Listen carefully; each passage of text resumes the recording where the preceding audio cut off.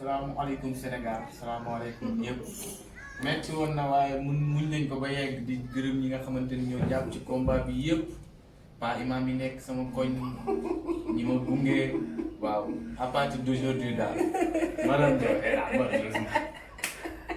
madame Monsieur Diaw, mon nouveau chéri là, hein? Et puis tu es fashion, c'est bien. Hein, moi j'aime bien, je trouve que tu es fashion, tu es frais, c'est bien. Hein?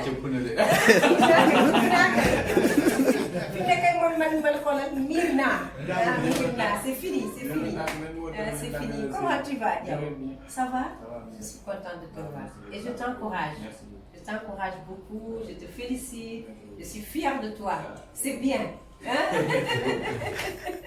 Merci. ñoo ko gisandoo comme sëy bi dagan na ñu ngi waajal suñu première réception d'abord le 30 avril le 30 novembre musée des civilisations bi incha allah buñ ci jógee le 7 ñu dem fële ca stade de Mbour. Caroline Faye. muy deuxième réception bi. waaw troisième réception bi nag mooy pour xale yi place du souvenir. incha allah le 25. maa la wax li 25 donc décembre. woo naa ñëpp. mais yow le 30 nooy nar a solo noonu nag. chéri ko le 30 comme dîner de gala la. waaw may def sama costume bu baax. waaw waaw bu ko defee nga ñëw jàkkaarloog madame mu def robe bu bien. maa la wax lii. waaw ñu couplé ah le 25 comme stade lañ jëm. le 7 décembre le 7 comme stade lañ jëm waaw ñu def ay nga basket def yu ni nga baax. def nii ah nga nga fashioné ni ma nii. fashioné nii. comment. le 25 ma ñëw def relax comme ay xale la.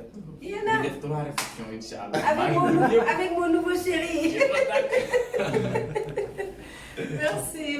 Merci Diaw. Merci encore. Allez, je t'embrasse.